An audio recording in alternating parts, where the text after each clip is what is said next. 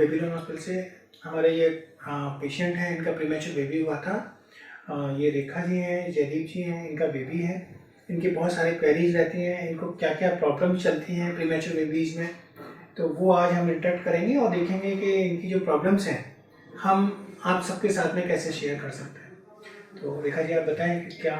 Firstly question यही रहेगा sir कि नेजल से रिलेटेड, नेजल अगर ब्लॉक है तो इन फ्यूचर बेबी के कोई और इफेक्ट या कोई इश्यूज ऐसे तो नहीं होते या होते हैं क्या? राइट, एक्चुअली में क्या होता है कि प्रीमेच्योर बेबीज़ में, मैंने पहले भी आपको बताया हुआ है, प्रीमेच्योर बेबीज़ में नेजल का जो अपर्चर होता है, छेद होते हैं, वो थोड़े छोटे होते हैं।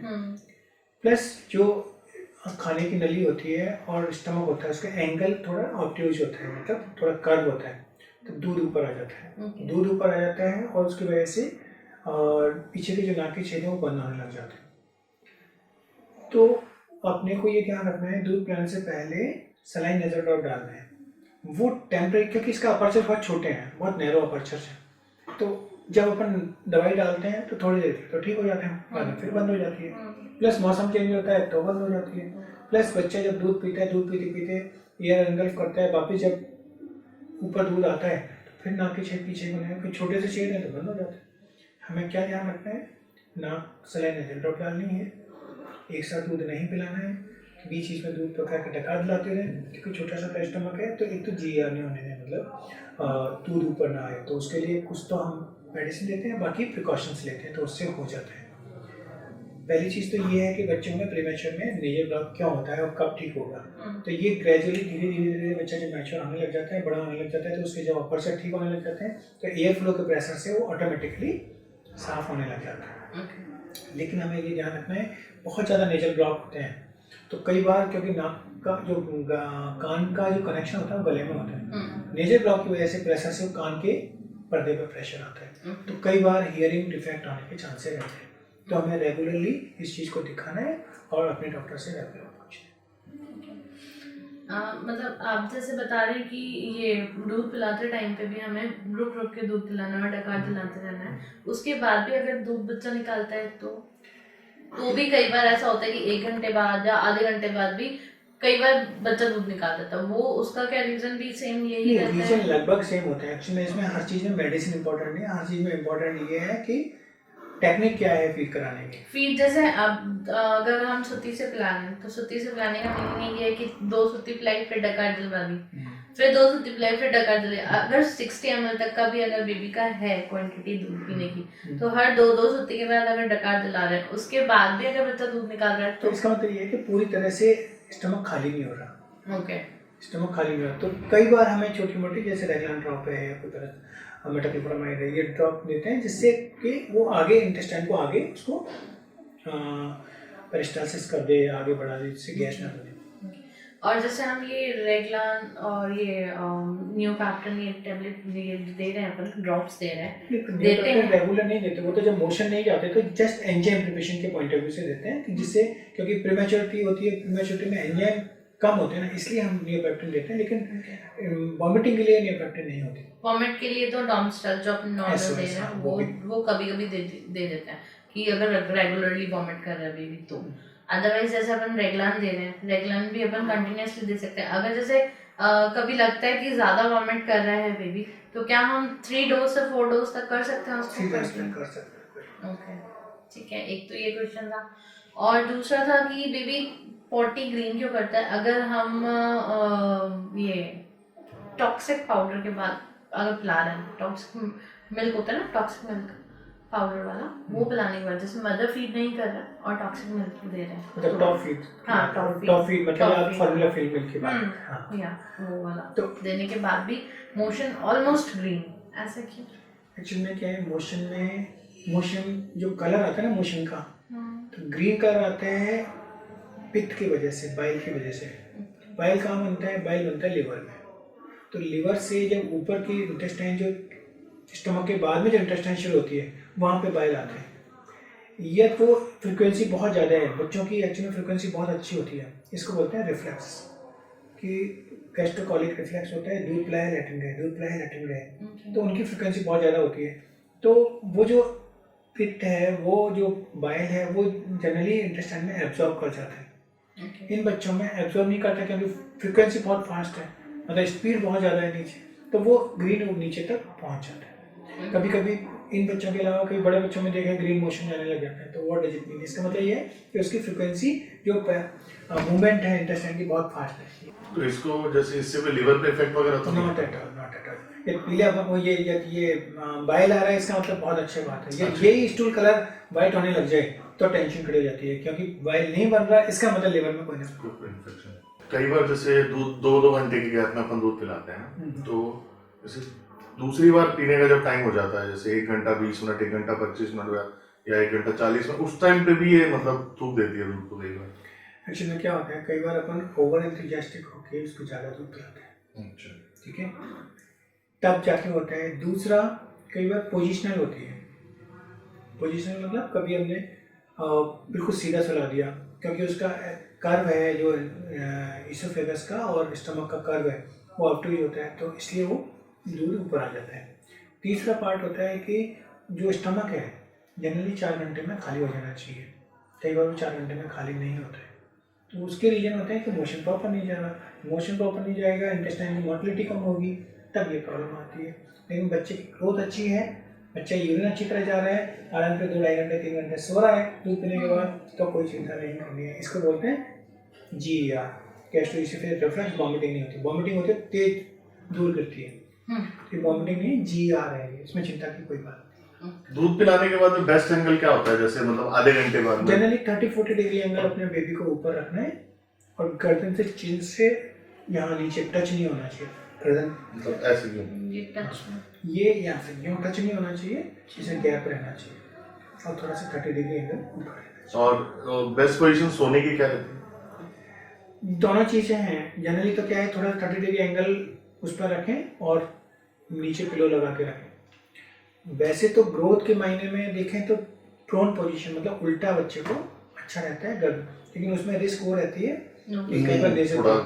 तो यदि आप अलर्ट हैं तो आप कुछ टाइम के लिए बैग उल्टा रख सकते हैं उसको, अगर देख रहे हैं रेगुलर, क्योंकि उसमें वो जरूरी हो जाता है कि कहीं ऐसा ना हो कि भाई जो मुंह बेड पे ना से हो जाए। इसलिए। और ना अब जैसे सोते सोते अब कई बार ऐसे यूँ देखने में होता है कि अभी जैसे सो रही है, सोते सोते स्माइल करने लग जाए, नींद में स्माइल करने का क्या रीजन होता है? राइट, ये एक्चुअली में क्या होता है, ये डेवलपमेंट के पार्ट है। बेबीज में डेवलपमेंट होता है ना, डेवलपमेंट में ये एक मेंटल डेवलपमेंट है, तो इसको अपन को किसी चीज़ से लिंक नहीं करना है कि ये पुराने ज़माने की सोच रही है या ये कुछ थॉट यही होता है एग्जैक्टली, है ना, वो नहीं है। इसका मतलब ये है कि ब्रेन कुछ एक्टिव है और ब्रेन में धीरे धीरे डेवलपमेंट हो रहा है, तो कुछ ना कुछ एक्टिविटी चल रही है ब्रेन के अंदर। मेन बात वही है। अच्छा, अब कई बार जैसे क्या मतलब पूरे बॉडी को ना बिल्कुल अंगड़ाई जैसे लेते हैं ना अपन, अब नॉर्मल तो एक बार ले ली ठीक है, एक बार उठेगी ना, उठते ही उठने के बाद में कम से कम 10 मिनट में तो 10 मिनट तक तो पूरी अंगड़ाइयाँ चलती रहती है, बॉडी को पूरा मतलब ऐसे यूं कर्व कर लेती है, जैसे नॉर्मली सीधी लेटी है, जब मुंह इस तरफ, पैर ऐसे दोनों के दोनों ऐसे पूरा पूरा शरीर मोड़ लेती है। इसका मतलब ये है कि जो अल्टीमेटली सारा क्वेश्चन का वहीं आ जाता है, नेजल ब्लॉक में फ्लूइड जाता है, सारा उसी वजह से है, एयर जाती है, जब तक वो एयर निकलती नहीं है तब तक बच्चा ऐसा रहता है। तो इसीलिए हम वो तीनों चारों जो मैंने बताया, जो प्रेरणा की दवाई डालनी है, डकार्ड करना है, उल्टा लेटाना है, ये सब चीज़ें उसी का पार्ट है। ये सब चीज़ें। और मेन तो इसका नेजल का ही होता है सब छोटे बच्चों, बाकी तो काफी हमने सीख लिया है, अब 6 महीने की होने वाली हो गया तो बहुत कुछ तो आपसे सीखा है, सब कुछ हमने। न्यूट्रिशन, कौन सा दूध देना है, और अब टॉप जैसे 6 मंथ का हो गया तो 6 मंथ के बाद में अपने कौन सा फीड कराना है इसको, तो वो आपको पता होना चाहिए। जैसे अभी कई बच्चों के साथ ना होता है, नॉर्मल जो होते हैं उनके 5th मंथ में अपन वो नॉर्मल जो दूध आता है सर्वस का या गाय का दूध ये स्टार्ट कर देते हैं, तो क्या इनका भी अपन नॉर्मल स्टार्ट कर सकते हैं? एक्चुअली में क्या है, देखो कोशिश ये करना है अपने को कि मैक्सिमम मदर का दूध कभी रोकना नहीं है, मिनिमम 6 मंथ बोलते हैं। मिनिमम 6 मंथ का मतलब है कम से कम 5-6 महीने तक मदर का फीड एडिक्वेट आता है, तो वो फीड जो सबसे प्रीसियस होता है उसको हमें अवॉइड नहीं करना है, क्योंकि उसकी एंटीबॉडीज, इम्यूनिटी, सारी चीज़ें उस पर डिपेंड करती है। ये उसके बाद क्योंकि रिक्वायरमेंट बढ़ जाती है कंपेयर टू मदर फीड के, तब हमें ऊपर से सपोर्ट देना होता है, सप्लीमेंट करना होता है, उस वक्त हमारे पास दो तीन ऑप्शन होते हैं। या तो हम बवाइन मिल्क दें, जैसे गाय का, भैंस का, है ना। अच्छा, ये 6 महीने बाद शुरू कर सकते हैं ये सब 6 महीने बाद शुरू कर सकते हैं। और या अपने पास फार्मूला मिल्क होता है, ठीक है। तो फार्मूला मिल्क का अलग वो कॉस्ट का इश्यू रहता है, प्लस उसके फॉर्मुलेशन का है, कितना प्रॉपर्ली हाइजीन कितनी मेंटेन कर रहे हैं, जो डाइजेस्ट हो रहा है कि नहीं हो रहा है, उसका बना कैसे रहे हैं, फॉर्मुलेशन कैसे कर रहे हैं, वो सारी चीज़ें। गाय भैंस के दूध में ऐसे कोई दिक्कत नहीं होती, लेकिन उसमें क्या होता है, कुछ कंटेंट जैसे आयरन काफ़ी कम होता है। जैसे अपन गाय के दूध दे देंगे, उसमें थोड़ा पानी मिला देंगे, तो ये सारी चीज़ें जो आयरन कम है और कम हो जाएंगे इसके कंटेंट। और सिंपल बात ये है कि जो जैसे बच्चे के जो प्रीमेच्योर का वो मिल्क है मदर का, वो प्रीमेच्योर के हिसाब से नेचुरली बन रहा है। ह्यूमन का मिल्क ह्यूमन के बच्चे के लिए, गाय का दूध बछड़े के लिए। तो इसका ये मान के चलना चाहिए कि वो बना तो है, लेकिन उतना प्रीसियस नहीं हो सकता जितना मदर का मिल्क। फिर अपने को सप्लीमेंट दूसरी चीज़ें करनी है। सप्लीमेंट जैसे 6 मंथ का हो गया, 6 मंथ के बाद दाल का पानी दे सकते हैं, चावल का मांड दे सकते हैं, फ्रूट्स को या वेजिटेबल को मैश करके बॉईल करके दे सकते हैं।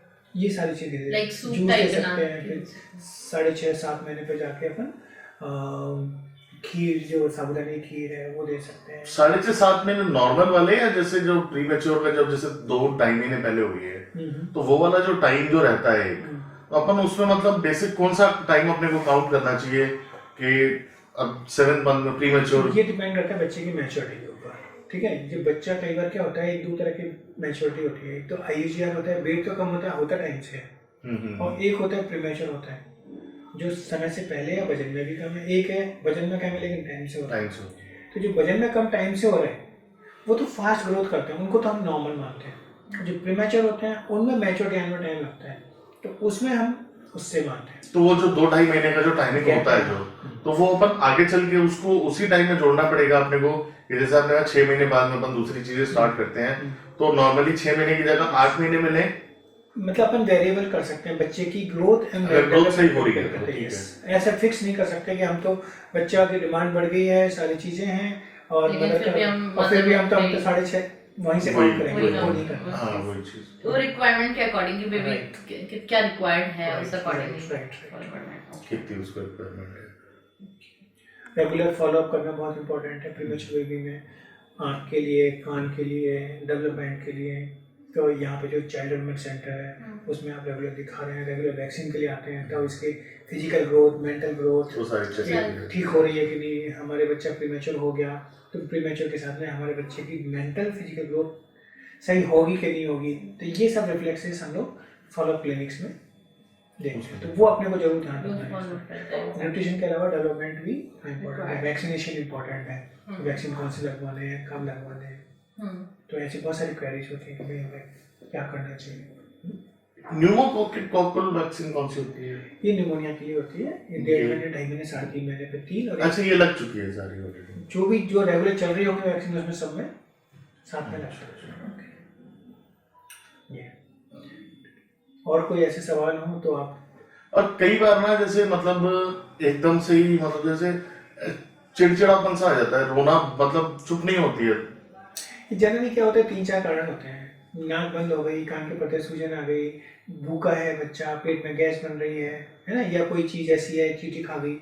ये कॉमन चीज़ें हैं जिसकी वजह से बच्चा इरिटेबल रहता है जी, पता भी नहीं चल पाती। तो वो हमें जैसे जैसे आप पेरेंटिंग करोगे, जैसे जैसे देखते रहेंगे, तो फिर आपको समझ में वो सब कुछ एक्सपीरियंस के साथ ही आएगी समझ में। राइट। और तो ये क्वेश्चन थे, ठीक है। इसके अलावा तो all good. Thank you doctor. Thank you.